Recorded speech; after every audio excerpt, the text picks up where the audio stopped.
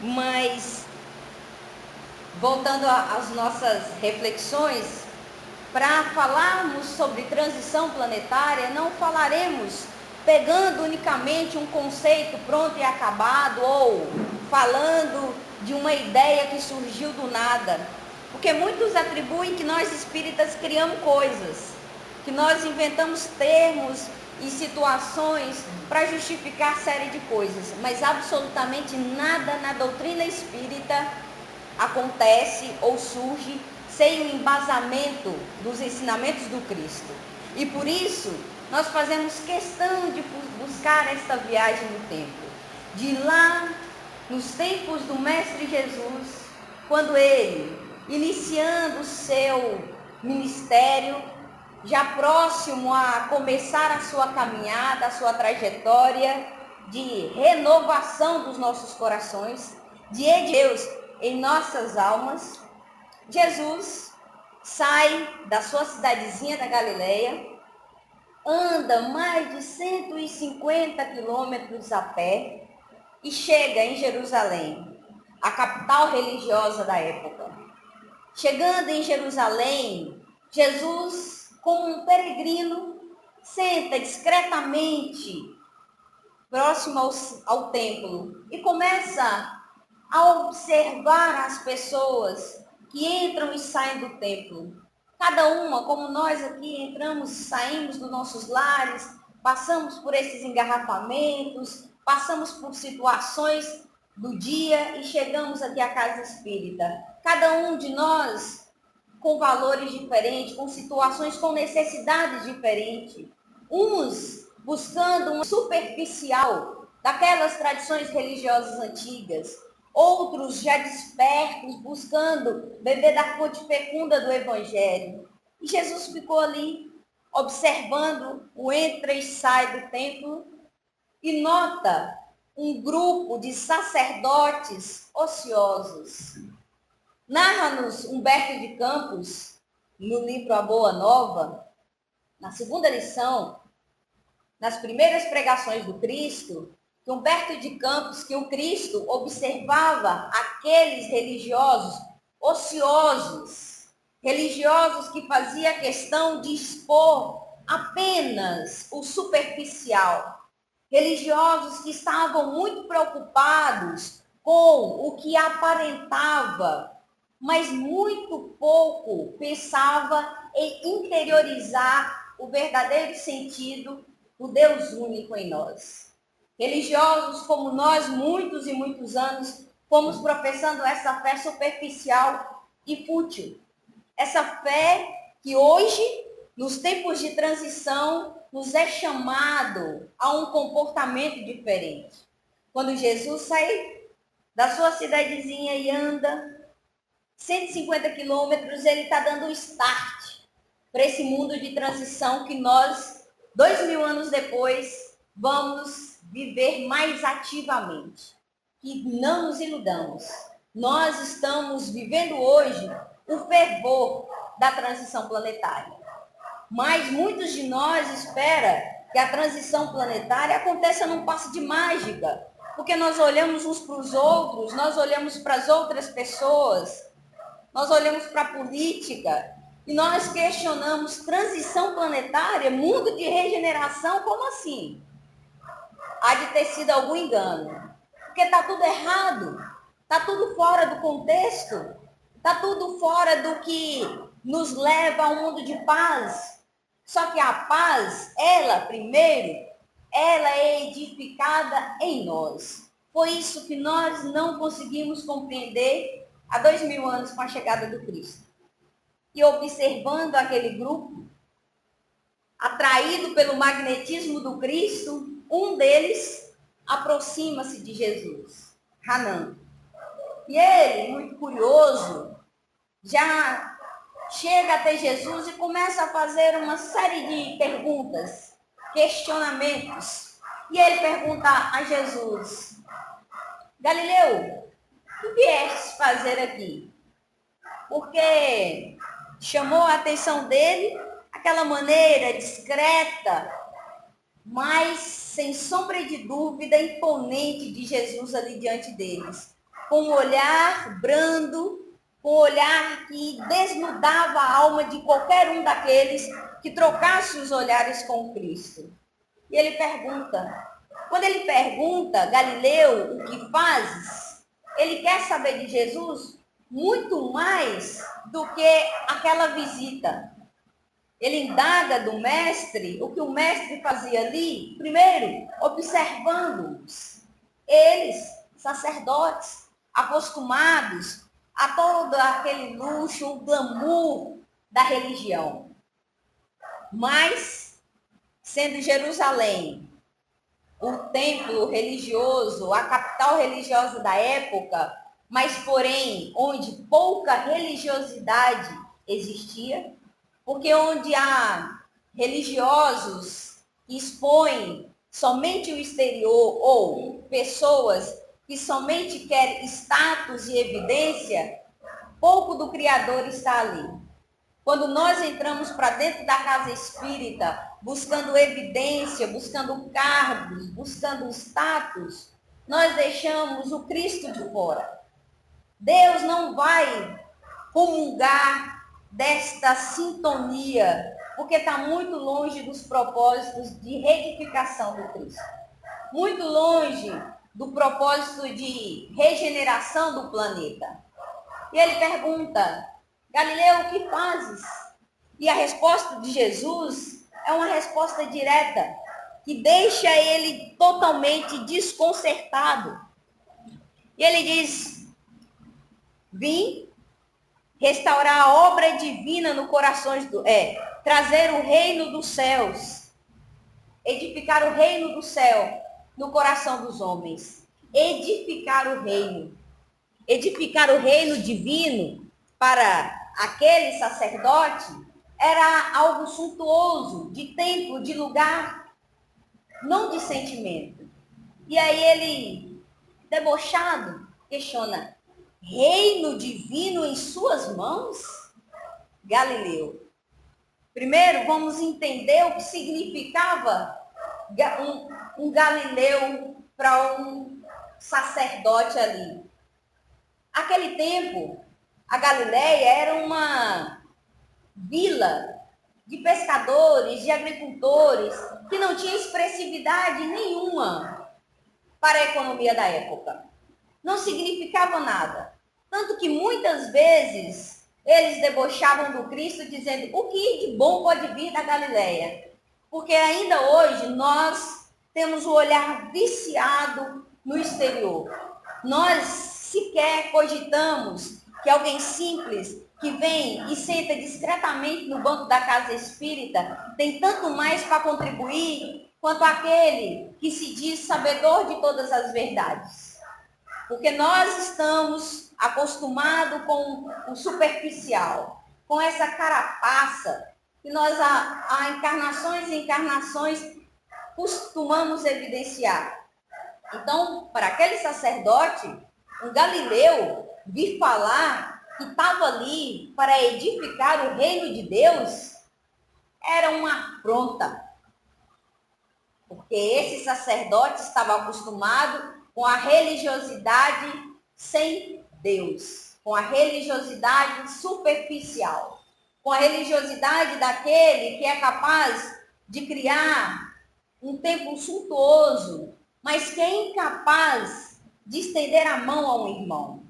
A religiosidade que é apenas das aparências, que ignora qualquer delicadeza, qualquer trato com a bondade. Então, essa regeneração que o Cristo veio propor já há 2000 anos atrás, porque edificar o reino de Deus era, para aquele momento, transformar não monumentos, não buscar Deus em templos de pedra, mas começar a repensar a religiosidade como a edificação de Deus no nosso íntimo, na nossa postura, no nosso compromisso conosco e com o outro. Porque quando nós temos o compromisso com as nossas verdades, como nós temos compromisso com a verdade do outro, nós buscamos assim uma transformação geral.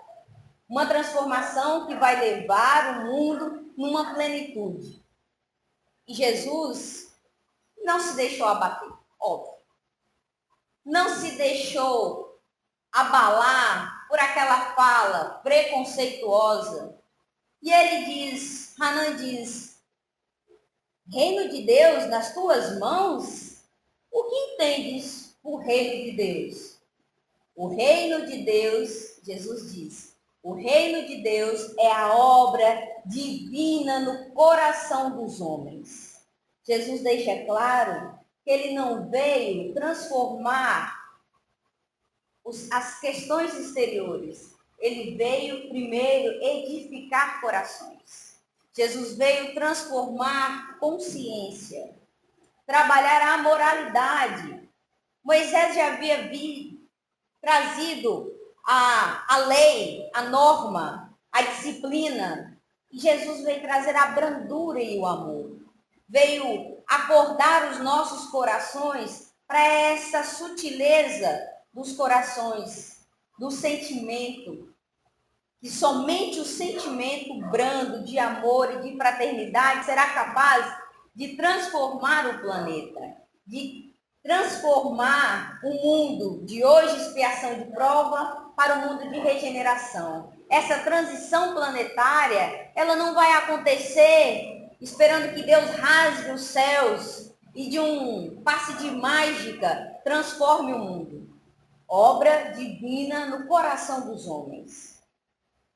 E ele, Hanan, começa a ficar direto. Ele diz, por acaso tem alguma afinidade ou alguma parceria com algum rei para esse seu propósito de edificação? Ele ainda não tinha entendido. Hanan, como muitos de nós que dorme ainda no homem espiritual que somos, Hanan não havia compreendido que o Cristo estava ali para despertar consciências, que a edificação, que o mundo de transição, que a renovação do mundo não se dará por mãos humanas.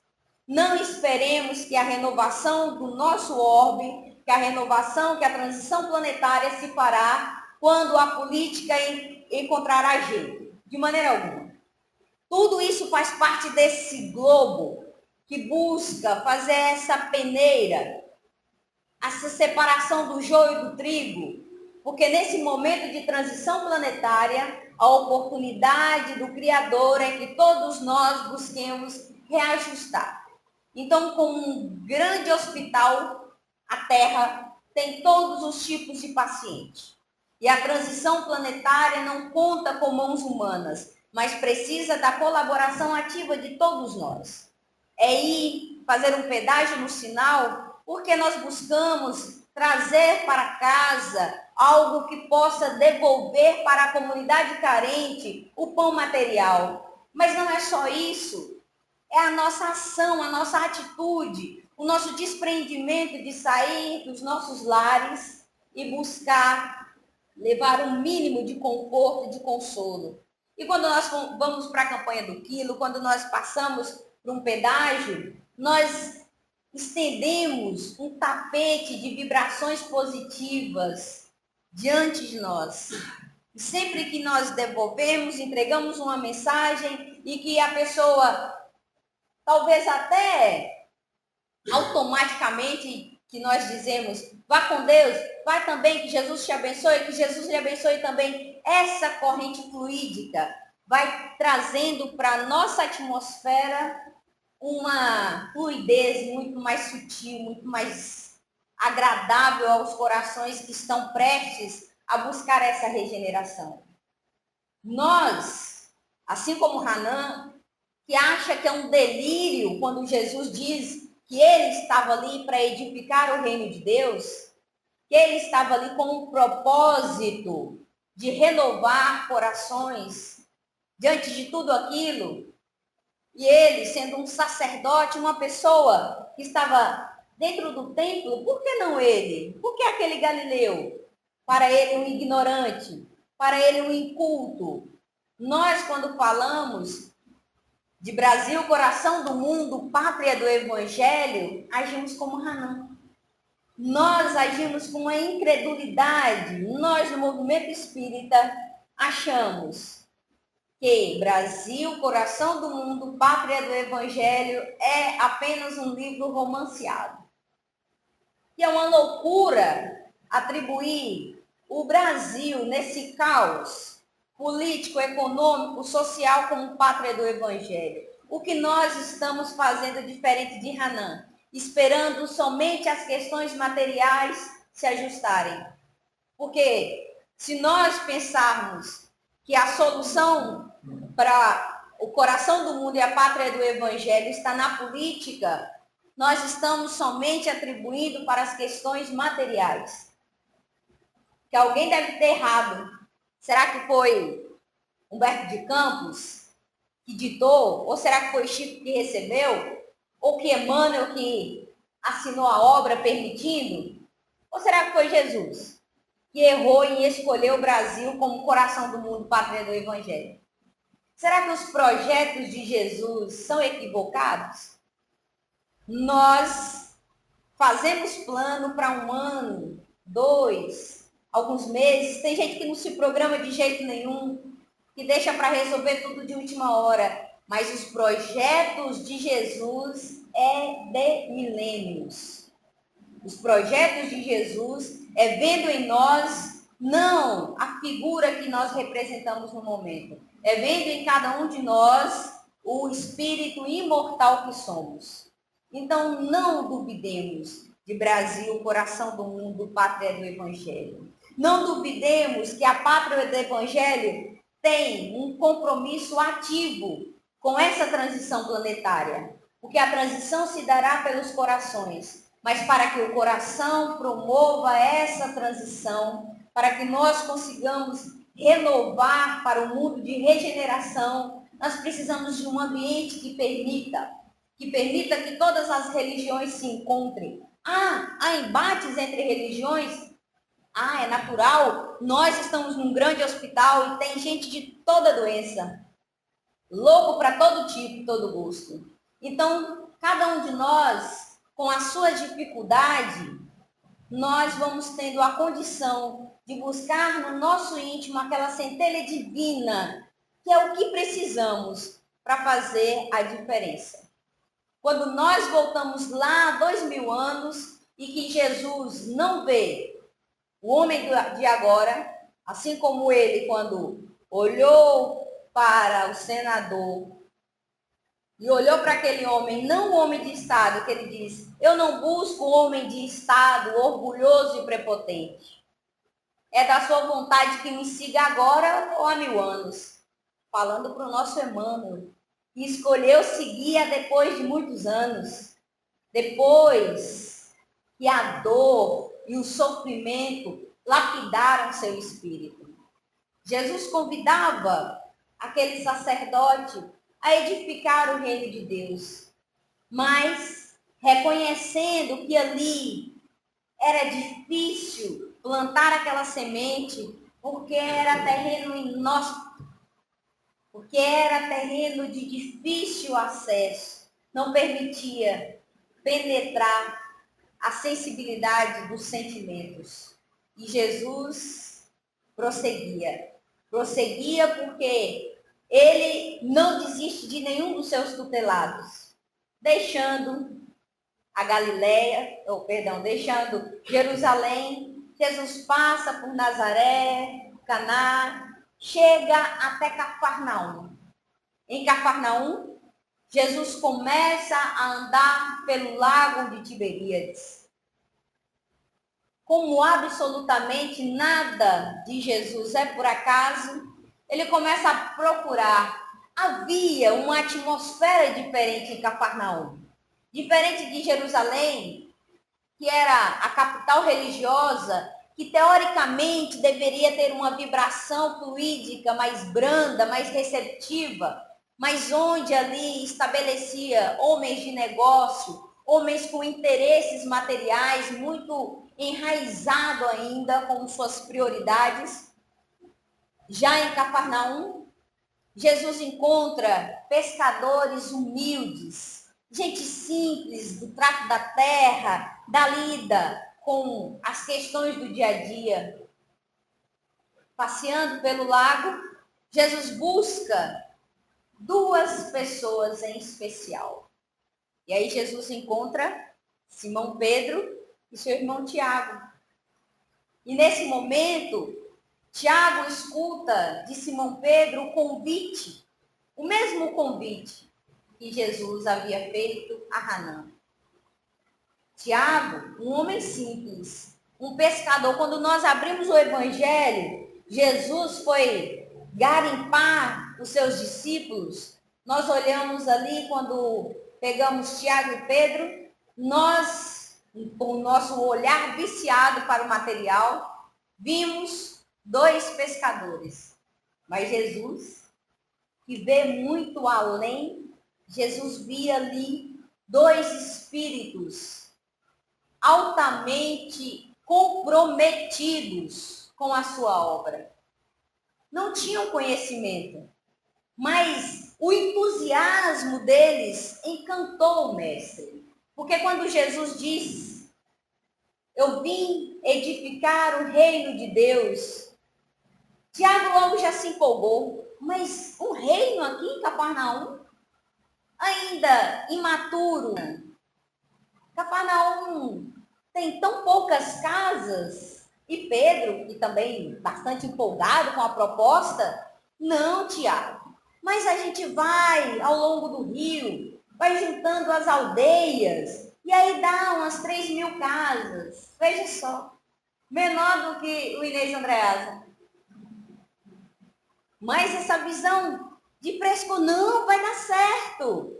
Jesus, que naquele momento não precisava convencê-los de mais nada, porque eles de pronto já haviam aceitado, já haviam se entusiasmado com a proposta do mestre, porque o mestre começou a falar sobre as bem-aventuranças, falar sobre os ensinamentos mais sublimes do Evangelho. E eles se deixaram inebriar por as palavras santificadas do mestre. Enquanto Hanã, um homem religioso, que teve contato com o verbo vivo do Mestre Jesus, do Rabi, daquele Messias que todos esperavam há tanto tempo, pela sua dificuldade, pela sua materialidade nas coisas, não percebeu o Cristo. Não teve condições de sentir a palavra viva do Mestre e deixou passar a oportunidade. Mas Simão Pedro e Tiago aceitaram. Eles não perguntaram como seria a tarefa. Aceitaram. Vamos edificar o reino de Deus? Vamos sim. A gente não sabe como, mas estamos com o Senhor, mestre. Nós, quando somos convocados à casa espírita, que eu estou vendo a maioria de trabalhadores, muitas vezes nós questionamos, mas fazer uma prece? Hoje eu não estou muito inspirado. Mas para a campanha do quilo, poxa, já acordo cedo a semana toda. Mas para fazer a sopa, eu já cozinho na minha casa a semana toda. A gente sempre arruma justificativas, mas a gente está justificando o não para seguir o Cristo, para auxiliá-lo na renovação do orbe, para auxiliá-lo nessa transição do planeta. O planeta vai regenerar quando nós tivermos com os nossos corações regenerados. Como Emmanuel diz, o Evangelho avança palmo a palmo, um coração por vez. Só vai ser mundo regenerado quando todos nós estivermos com o coração regenerado. Ou a maioria de nós. E aqueles que não alcançar essa plenitude, fatalmente serão relegados, convidados a habitar um planeta cuja vibração seja coerente com aquela que nós estivermos sendo, emanando. E quando nós estamos aqui na casa espírita, quando nós estamos dispostos a servir o Cristo, não perguntemos qual é a tarefa, capacitemos para todas as tarefas. É claro que às vezes nós temos afinidade com esta ou aquela atividade, mas nós precisamos estar abertos aos convites do Cristo, porque o Cristo, ele não está na governadoria do planeta, num posto contemplativo, ele está aqui no meio de nós. Ele está andando junto conosco, ele está consolando aqueles que sofrem, ele está amparando aqueles que estão caindo. O Cristo está aqui. Não façamos como Hanã, que imagina que o reino de Deus está na mão dos poderosos, e não esperemos isso, porque o reino de Deus está nas mãos dos humildes. Exemplo disso é Chico Xavier. Para que criatura mais humilde? Uma criatura que fez apenas a 4ª série primária, foi capaz de trazer obras que renovam a cada dia a nossa esperança em dias melhores. Porque quando nós abrimos as obras, a coletânea de André Luiz, quando nós temos esse despertar para a vida futura, nós nos comprometemos com a vida presente. Nós nos comprometemos porque não dá para deixar para depois. A nossa irmã outro dia fez a palestra sobre os mensageiros.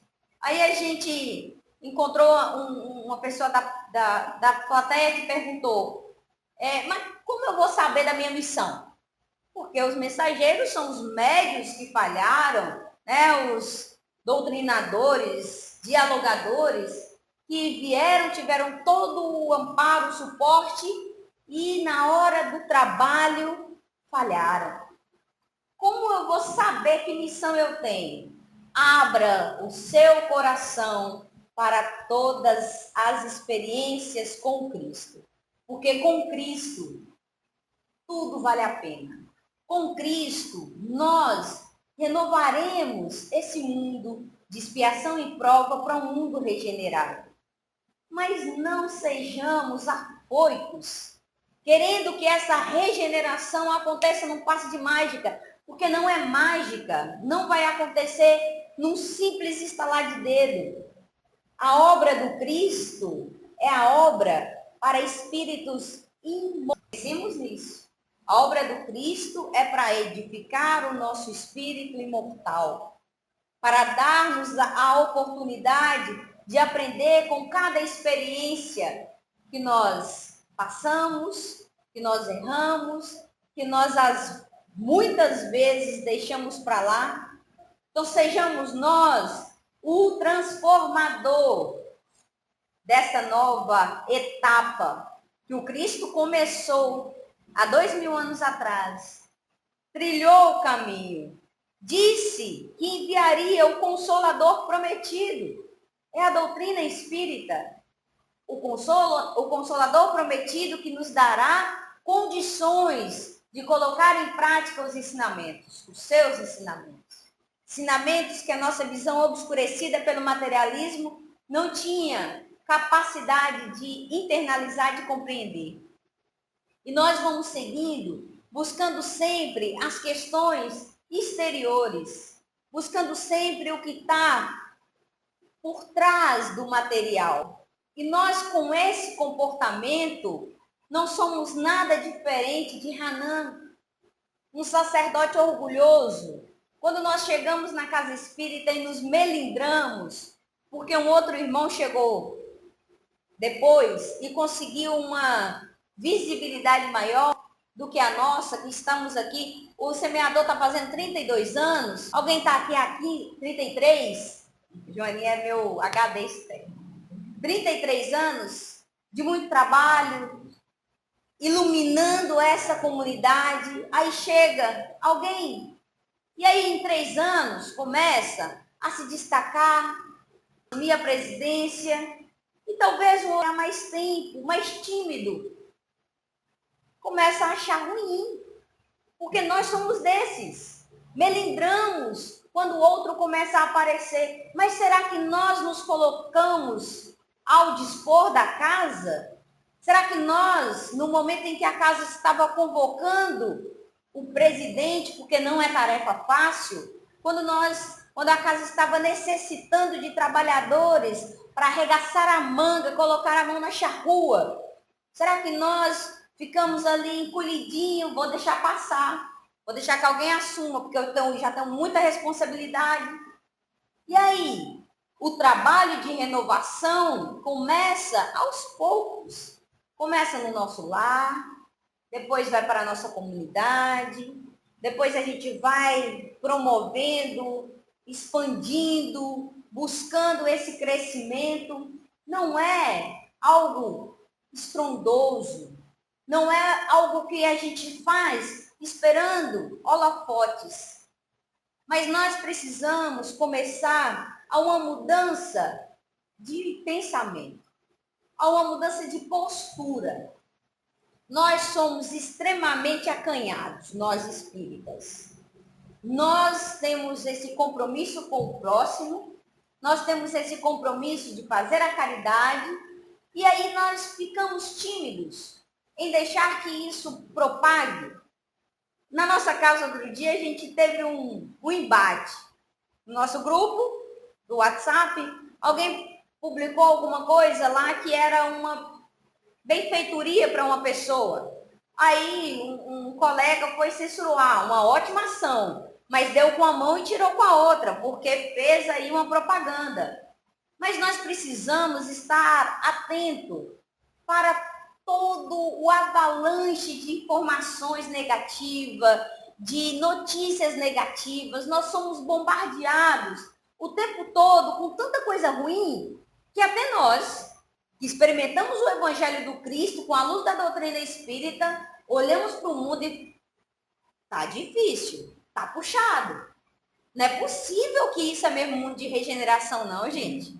Não é possível que está sendo a transição para o melhor, não. Tá tudo ruim, só tem notícia ruim.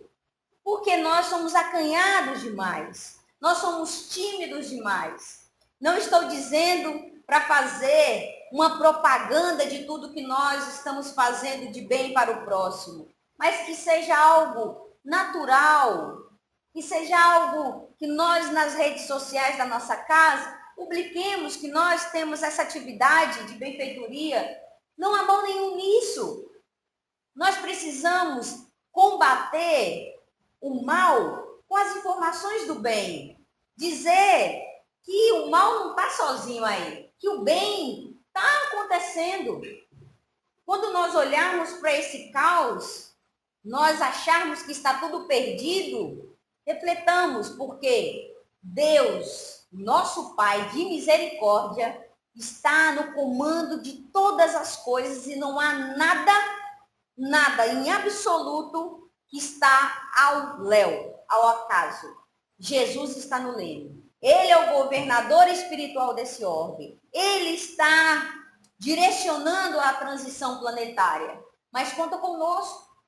Conta com a nossa disposição. Porque no momento em que nós colaborarmos para a regeneração do planeta, que nós contribuirmos para a transformação e para essa regeneração, nós estamos edificando o reino de Deus em nós. A proposta do Cristo foi essa. Jesus não disse que ia trazer a tecnologia de ponta, Jesus não disse que ia trazer todo o saneamento básico, que ia transformar. Não. Jesus não disse isso. Jesus disse que edificaria o reino de Deus em nossos corações.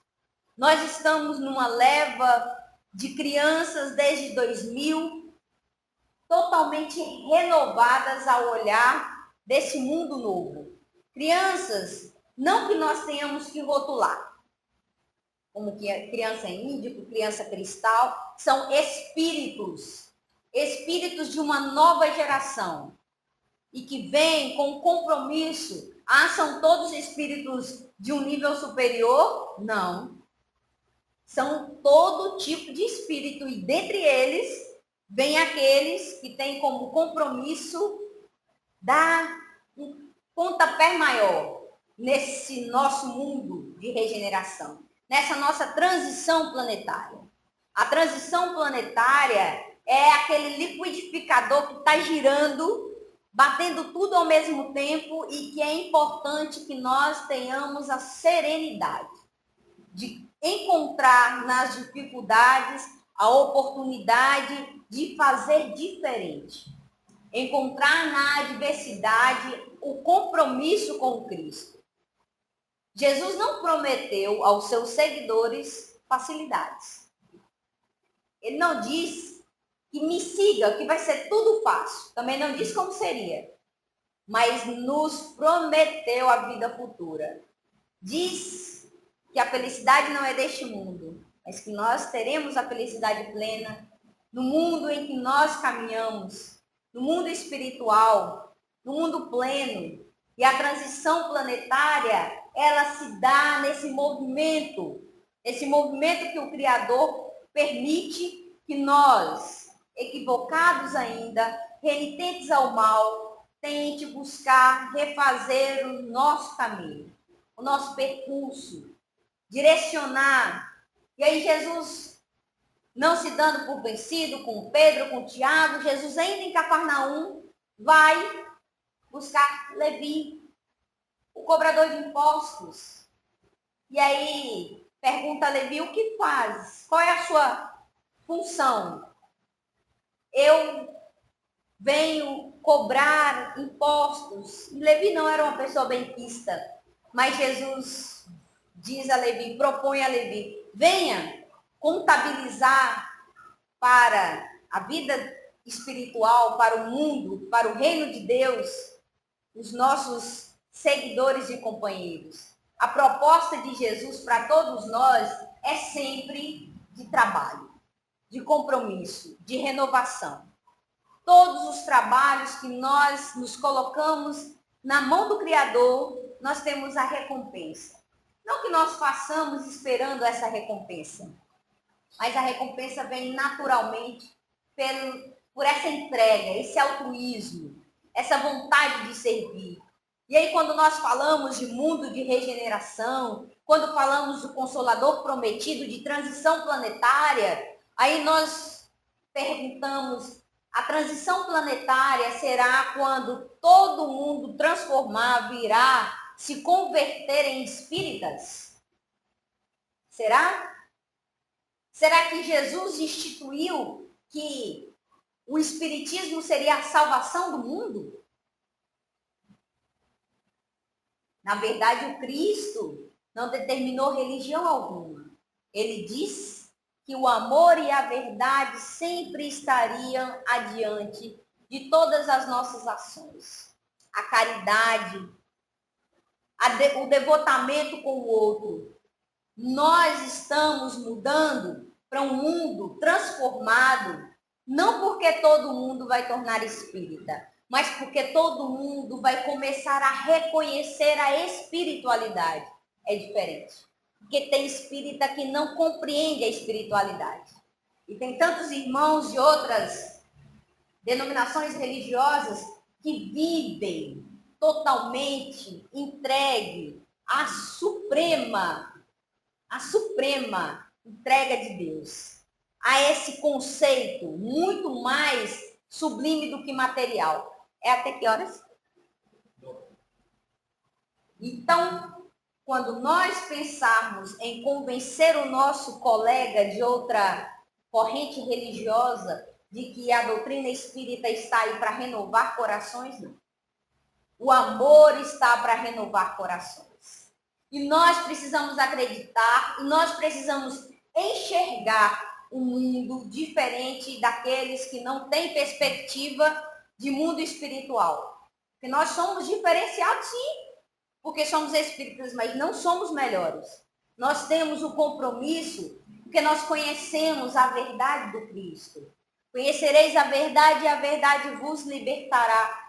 Nós temos em nós a certeza de vida futura. Então não dá para omitir, não dá para deixar de fazer.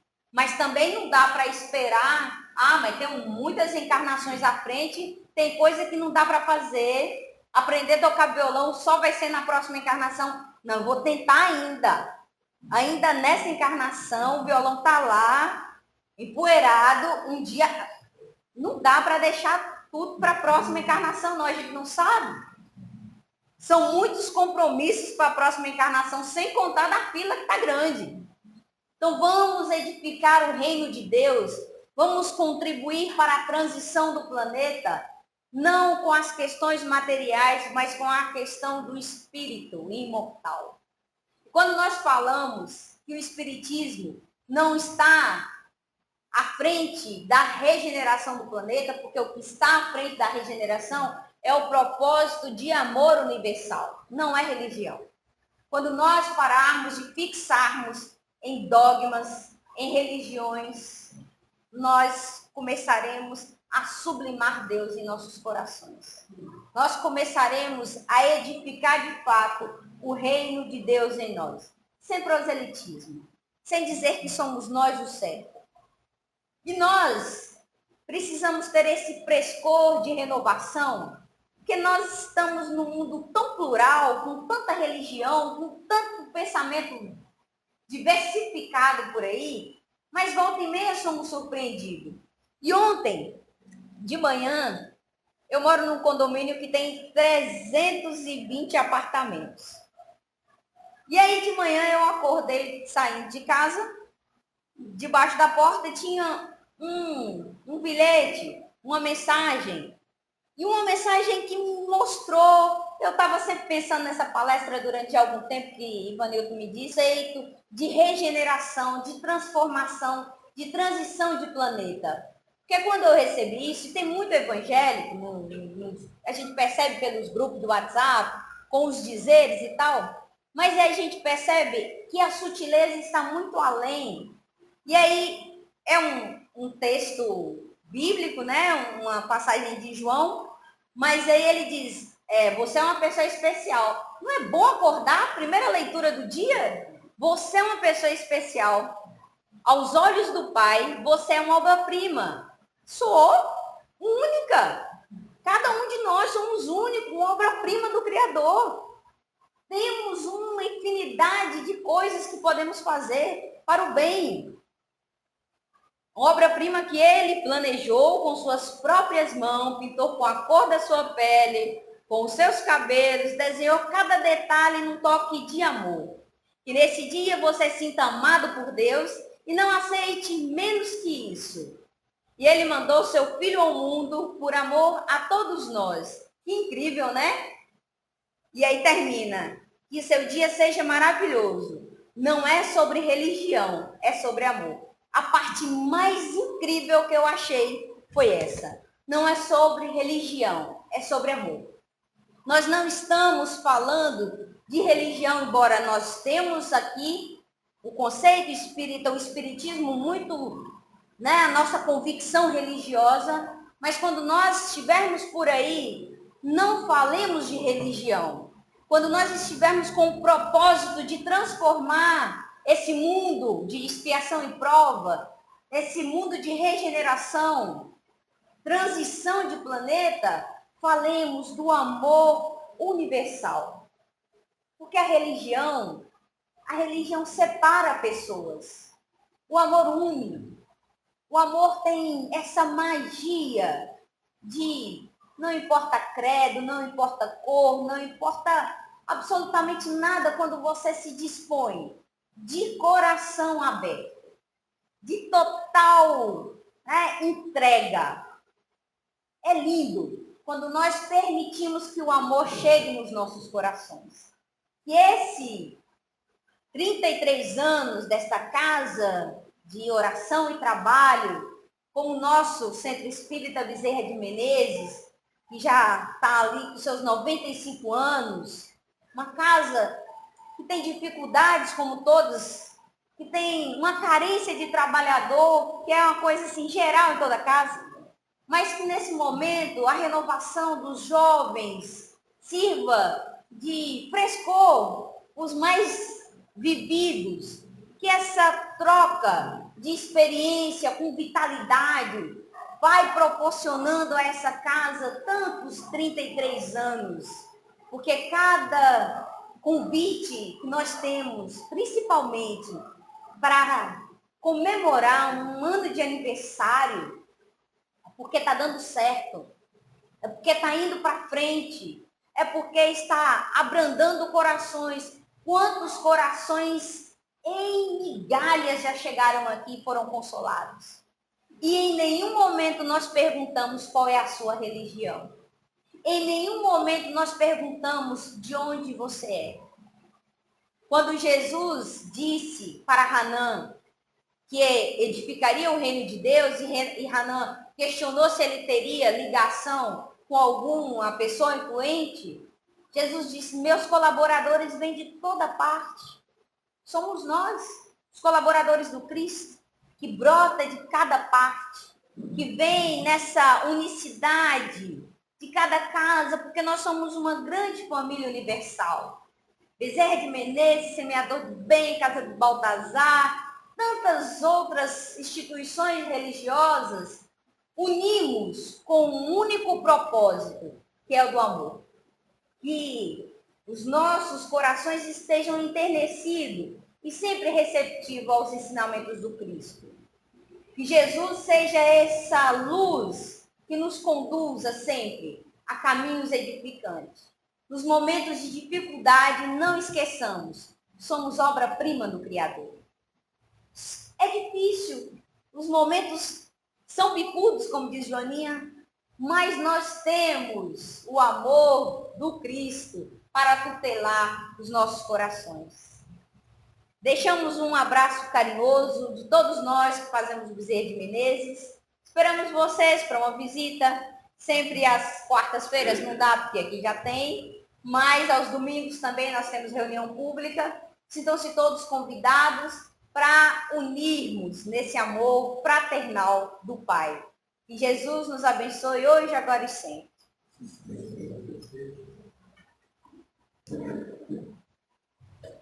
Agradecemos essa maravilhosa palestra que nos trouxe diversos elementos para a reflexão, diversos elementos para a gente refletir como é que nós estamos nos portando com as mensagens que a gente tem recebido do Cristo ao longo desses 2000 e alguma coisa de anos. Obrigado, Renata. Obrigado a vocês do Bezerra Menezes. São todos muito bem-vindos à nossa casa. Estão convidados para sexta-feira que vem participar do encerramento e aquela coroação do aniversário que foi no dia 12, mas a gente vai fazer no dia 29. Encerrar o mês. O bolinho com refrigerante para claro. Aniversário tem que ter bolo. Não pode ser sem bolo. E vamos agora, agradecendo a Deus, passar para o nosso irmão Arlene fazer a prece final. No final, uma passe, fazer a fila aqui em silêncio. Muito obrigado a todos.